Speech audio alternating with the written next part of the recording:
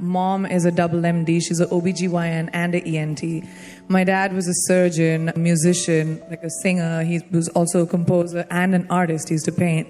But both my parents were very progressive in their mindsets, especially coming from a country at that time, which India was, which was a little bit like this, you know, a woman's life sort of ends when she gets married. Because after that, yeah, you can think about progressive families will tell you, yeah, you can achieve whatever, but your milestone is to get married. My mother still says, she's like, you know, you'll get married the day you find someone who will appreciate how hard you have worked to get where you are, who will appreciate the sacrifices you made, and that's the man you will get married to. And if you don't, doesn't matter.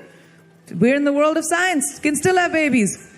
And I was like, what kind of mom says that? But it was but the idea was the philosophy behind it, that it didn't define me.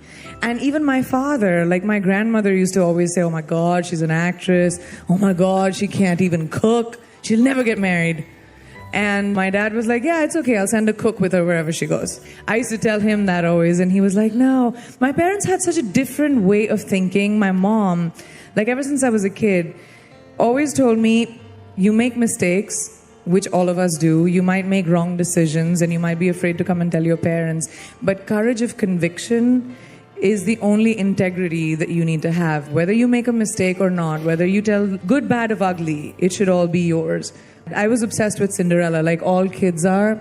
I was like, I'm Cinderella. And I was a klutz as a child. Like I couldn't walk straight without dropping something or breaking something or, you know, breaking some bones. And my dad used to call me Bandarella instead of Cinderella. Now, Bandar in Hindi means monkey. And he used to say, you're a Bandarella. And I used to get really offended. I was like, why would you call me a Bandarella? I'm Cinderella. I could be pretty. I could wear a gown. I could be Cinderella. He was like, no, you drop shit around all the time. You know, somebody always has to be walking behind you so you don't break. You're a Bandarella. So one day I got really offended and we had this conversation. And I went up to him, like, you know, with all my, like, emotions in check. I said, Dad, it makes me feel really bad when you say Bandarella. So he sat me down for the first time, seriously explained it to me. He said, whatever you are and whatever you might want to be, that is the best version of you. So you drop stuff around or you are clumsy and you're a klutz, but it's you.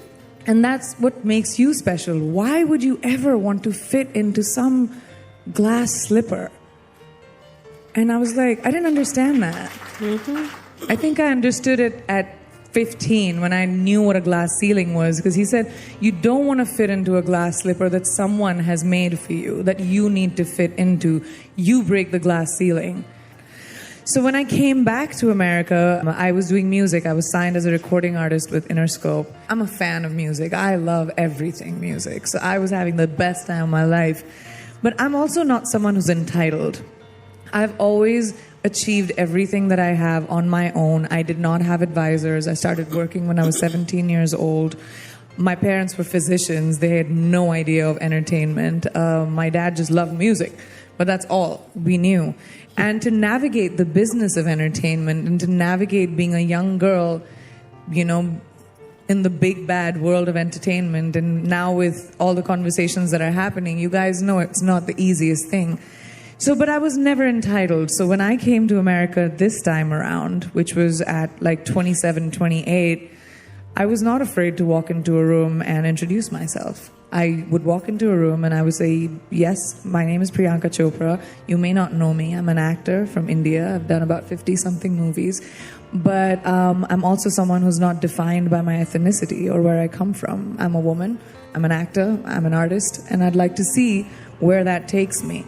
So entitlement, even now, is not something that I hold and I expect. Like whenever I walk into the room, I don't expect each and every one of you to know me at all. I worked in a completely different country, in a completely different continent, which doesn't mean that you need to know about it.